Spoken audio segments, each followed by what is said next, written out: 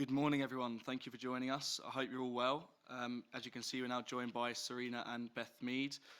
Everyone will be on the call virtually. We'll have nobody in the room, and we'll start with broadcasters first. If you could please raise your hand if you have a question, and if we can start with Anton Tooley from Sky Sports, please. Good morning, Sarina. Morning, Beth. Nice to see you both. Morning. You don't need me to tell you, it is absolutely freezing. The weather has been obviously horrible. Sarina, how much of a problem has it been so far during this camp? Well, so far it hasn't been a problem. Today it's a problem. We can't go on the pitch, so we're looking at another scenario because we really want to train. But actually, I thought we were lucky Saturday because in the morning they were really stormy. It was really stormy, and when the game started, yes, there was a lot of wind, but we did okay. And in the evening it started snowing, so right in between we had our game. So we were lucky. And today we're solving some problems to get to a pitch. Are you confident you will be able to get to a pitch to train today? And how much of a problem will it be if you can't? Well, we're just going to look for solutions and do everything to get a pitch so we can train. And if not, we'll find other solutions to get some load on the players' legs and to be ready for tomorrow. Obviously, your first camp was down on the south coast in Southampton. You've been at St George's. You've now been in the northeast. Do you prefer travelling around, or would you prefer to be at one base and have, like St George's Park, for example, and then have one stadium as home? Now, I think this is good to travel around a little bit, to get connected to England, north, south, you call it Midlands, I think. So we get our fan base, support from the fan base from everywhere. Of course, I don't have a preference of traveling much, but if we can keep that a little in normal stages, so not driving for 8 hours, because that's not good for the players, then I'm fine. And I think the players like it too. Obviously, we have heard the news this morning that Nikita Paris has gone home. Is she okay? And what's the problem there? Yeah, there's not a big problem. She is okay. Nikita has had so much load during the last 2 years. So from Lyon to England, she hardly had any rest. And during the week, we had some chats with her, also with the medical staff. And after the game, we decided that it was good for her, together with her, of course, to have a few days off. We have our squad is fit. Everyone can play tomorrow. So it was an option to give her some days off. The FA Cup final this weekend is a huge game for lots of players in your squad. Will that have an effect on who plays or how many minutes players get against Latvia, considering England are expected to win this game? Yeah. The players have a lot of loads. That's obvious. And of course, they want to play for England. Just like Nikita also wanted to play for England, of course. So we have our team program, but we always modify where needed. So we always look at individuals, we talk to the players, we listen to them, and wherever we need to do an adjustment or modify, then we will do. And of course, we want to win games, we want to play well, and it's a very good situation for me and the technical staff that we have such depth in the game that we have the opportunity to modify a little bit. Thanks, Sarina. I was going to ask Beth a question, but I shouldn't have been rattling on for too long, so I'll let others chip in. Thank you. Thank you, Anton. If we could now go to Katie Shanahan from ITV Sport. Hi, Sarina. Hi, Beth. Good to see you both. Morning. Sarina, we'll start with you, and then Beth, I've got one for you as well. Sarina, I just wanted to see what you thought how Millie Bright got on as captain at the weekend. Yeah, good. She did good in September, October. I have been very positive about the whole squad, as you have noticed. And we have some leaders in our group. We get to know each other much better. And what I would like her to do is get some more leadership on and off the pitch. That's what she did already, but from behind the game, she can also arrange a little, or from behind, from the back line. She can arrange something. So I think she did good, and I think she felt comfortable.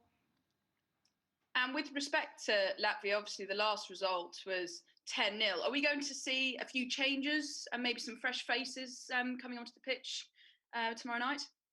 Yeah, it might be. We still have to train today, and we always make the final decisions after training to see how everyone reacts on it and everyone gets fits out of it. But as the Latvia game away, we played with one extra attacker, and we're considering doing that again. And like Sunderland, Doncaster is a region that's played a key role in the development of women's football in England. How much do you appreciate what these clubs have done over the years to bring such great talent to this England team? Yeah, I think what history does, that's the legacy. So what people have done there at that stage, that makes the next generation take the next step. And yes, I learned a little about Doncaster too, the Bells, of course. That they had a tremendous history and they were high. They won prizes in earlier years. So that made that in that area and players that were joining then could take the next step and bring the game to the next level. So we should always be thankful for the generation was working there. Thanks, Sarina, and see you tomorrow night. And just one for Beth, if I may. Hi, Beth. How are you doing? Hi. Yeah, good, thank you. I just want to see how much you enjoyed the weekend. You know, obviously in Sunderland, a stomping ground for you, but also now we're going to Doncaster, a time for Millie Bright, Mary Earps and Beth England to then kind of experience and go back home. Kind of how much did you enjoy playing at the Stadium of Light? Yeah, actually, it was my first time playing there, so yeah, it was a great experience for me. I got to play in front of my family, which is the first time in 2 years. So yeah, it was a great experience for me, warm feeling, and I got a great reception from people I've probably not seen for a long time, or people I played with a long time ago as well. So yeah, it was an amazing feeling for me, and yeah, I've already said to the girls when they go back to Doncaster to take it all in and enjoy every moment while they're out there. Thanks, Beth. Thanks, Sarina, and good luck tomorrow night. Thanks, Katie. If we can now go to Joe Curry for BBC Sports. Both good to see you. Yeah, you too. Good morning. Morning. Sarina, it's looking very likely that England will finish the year with a perfect record in this qualifying campaign. What's been the most pleasing thing for you since you've come in as manager, results aside? I think how we get connected real quick. I think how fast we grow together. So it starts with, you know, starting to speak to each other, have chats, getting to know each other better, then bring in some style of play that I would like to see, and I hope the players believe in that too. And how we have been working together, how we have been trying to develop. That I'm really enjoying that. But also the staff has influenced that too. You know, the players feel when the staff gets connected, and we facilitate the players really well. That helps, and I think that's what we've done, and that gets lots of enjoy. But it also, you can see on the pitch that the team plays so energetic, and we want to execute all the time. We want to score goals. And even when it's like the 85th minute, we still want to score the next goal. And that's really nice. Is the team where you hoped they'd be by this point? Yeah, absolutely. And what I say all the time, we haven't had that difficult opponents. I think Austria, no one should underestimate Austria. I think they were a very organized and tough team, and they could, well, as we have seen, they were dangerous 2 times, and Mary had good saves. So don't underestimate it. I think there's a good team, but still, if you have looked at the game, we had possession 72%, I think. So we are doing a very good job too. And now, of course, we play Latvia Tuesday. We want to score a lot of goals again, play well, and also make sure that the people in Doncaster in the stadium have fun and the people that watch at home. But also then in February we get the tournament, and then we get exposed against very, very tough opponents. And that's a very good moment for us too, to see where we are at that moment. Thanks, Sarina. And one for you, Beth. It sounds like you won't be getting out on a pitch potentially today. As a footballer, when you look out the window and see the snow on the ice, are you secretly relieved that you can stay in the warm, or is it frustrating that you might not be getting out to train today? Yeah, I think for all of us, I think we're frustrated. I mean, it's what we love doing, and yeah, we want to be on the pitch as much as possible. And yeah, in preparation for the game tomorrow. So yeah, obviously it's a little bit annoying, but yeah, like I said to Sarina this morning, I'm not surprised of stuff like that happening up north. Thank you both. Good luck for tomorrow.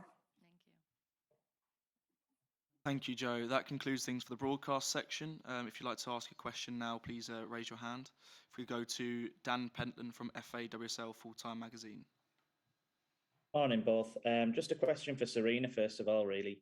I think you've selected 6 players, the same 6 players from the start in all 5 of your games so far. How kind of important is it for you to have that consistency in the team selection?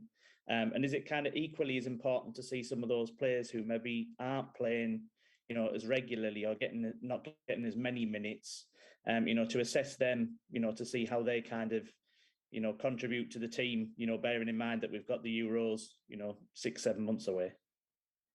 Yeah, you always, of course, you start a game and you want to win the game. So it's all about performance, and you want to start as good as possible. Yeah, you also want to see some other players in the development, but we always look at how the game goes.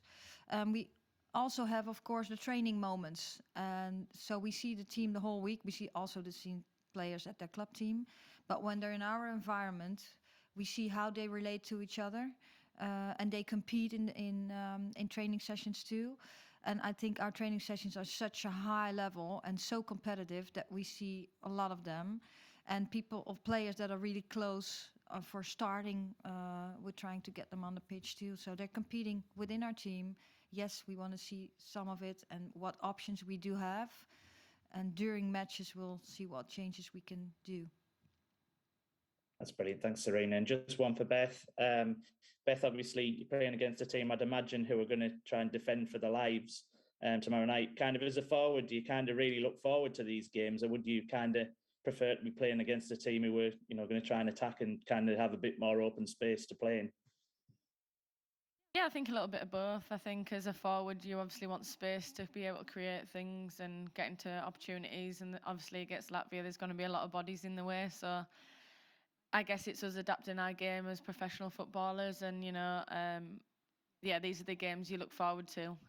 Hopefully, we can create lots of opportunities and chances, and as a striker, that's kind of what you want when you're playing. So yeah, a little bit of both. Cheers, that's brilliant. Best of luck for tomorrow night. Thank you. Thank you, Dan. If we can now go to Phil Medlicott for the Press Association. I just got one for Sarina. You talked a little bit about Mary Earps and how well she played at the weekend with the saves that she made. I was just wondering if you thought it was likely that she would play again tomorrow night in her old stadium back at Doncaster, or is in goal an area that you're thinking maybe you might make a change there amongst some of the changes you're thinking about? Well, we have still one training session this afternoon, hopefully. And after that, we'll make the final decisions. And the first one to know are the players themselves. So I won't tell you now. Fair Sorry. enough. Thanks. Cheers. Thank you, Phil. Can we please now go to Andrew from BBC? Yes. Hi. Just let me get my video on. How you guys doing? Sarina, we spoke a little bit the other day about Ellen White and goals. She's edging closer to drawing level with the record, could potentially break it. How big a moment would this be for someone to set such a record? Yeah, of course, that's an amazing moment, as well as it was last Saturday when she played her 100 cap. As I told, she showed so much consistency. The way she lives football, that's the only way you can do things like this. It would be really nice if she would score her record goal. But as I said the other day, we just have to score goals. It doesn't really matter who scores the goals, as long as we score a lot of them. In this Latvia game, we obviously want to score lots of goals. And we'll see what happens during the game. For you, Beth, as well, on a fellow goal scorer, how big a moment does this feel like? You've played with Ellen for a few years now in the England squad. How much has how big a moment do you feel that this is for a teammate of yours? You know, having just got 100 caps, so close to a massive record for England. Yeah, I mean, it's a huge moment, but it's funny. Ellen's kind of not thinking about it too much. I think that shows the professional that she is. And, you know, she's playing a game how she would always play it. And, yeah, she's got the quality to score plenty of goals. And when that happens, it'll be an amazing moment for her and us as a team. And we'll all be right behind her celebrating that moment. But, yeah, Ellen being Ellen really isn't thinking about it too much right now. How much do you look up to her? She's a player that, you know, was doing it before you got to the England squad as well.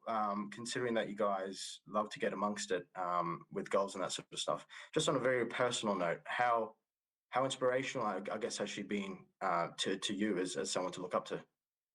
Yeah, I've looked up to Ellen for a long time, before I was in the England setup, and now that I'm here playing alongside her, and I'm learning from her day in, day out in training, in games, and yeah, she's someone that I would love to replicate scoring goals like, so I'm learning a lot from her, and hopefully that she can help me in my journey as well as I can help her in hers. Right, thanks, guys. Thank you. Thank you, Andrew. If we can now go to Tom Gary from the Daily Telegraph. Thanks, Callum. Good morning, Sarina and Beth. Sarina, I just wanted to ask one question about playing Latvia. I kind of appreciate you've already answered this a little bit, but I think it's 58 shots in the game away in Latvia, and I'm just kind of wondering, given that dominance, what sort of things can you work on in terms of the England's play? Because I'm assuming that, you know, given that result that time, a win's fairly likely. So are there things you're going to be working on to try and improve with the ball? Yeah, especially with the ball. That's true. Well, just get our game to the next level again. So speed up the game, have high ball tempo, but being patient. Have runs behind the defense. Those things are principles. We're just putting emphasis on those things all the time, and stay composed. And then in the final third, stay aggressive, keep scanning, and composed, and of course ruthless to get the ball in the net. Some things like that, and then the team has to collaborate really well. So stay connected and cooperate well, so we can score these goals and create many chances. Thank you. And just one more quick one, if that's okay. In terms of goalkeeper, obviously Mary's played, I think, all the minutes so far since you took charge. Are you going to carry on with that for tomorrow, or is it a chance to give another of the goalkeepers an opportunity to kind of get to know the back four and just sort of bed into the side? Yeah, we always discuss those things after the first game, and also depending on what other game we play. But we haven't spoken to the players yet. We haven't trained today yet. So after the final training, we'll make decisions, and then we tell the players first. Okay, wish you all the best tomorrow. Thank you very much. Thanks. Thank you, Tom. If we can now go to Molly Hudson from the Times. Morning. Good morning. A question for Sarina, please. I know there's a couple of players in camp that don't have their first caps yet. I think it's fair to say you've made it quite clear that you have to earn those caps. It's not just going to be a case of, you know, getting a cap because we're expected to win a game. So I just wondered what more do you think those players need to do, and is it more a reflection of maybe how they get on in training when we're playing lesser opposition? The training can be as hard as a game would be almost. Yeah, well, I think, you know, it's World Cup qualification, and this is the national team, and we want to get the best team on the pitch. And if we have the opportunity, give players minutes, or when it's needed in the game. You know, we have game changers, players that can change a game. But still, what I think everyone who's on camp just earns minutes because they're giving everything they have. But then still I look at the quality and what's needed in the game and how close someone is to being a starter or being a substitute to come in. That's how I approach the games. Thank you. You're welcome. Thank you, Molly. If we have no further hands or questions, we'll look to conclude today's Matchday -1 press conference there. Look forward to seeing everyone in Doncaster, and thank you for joining us.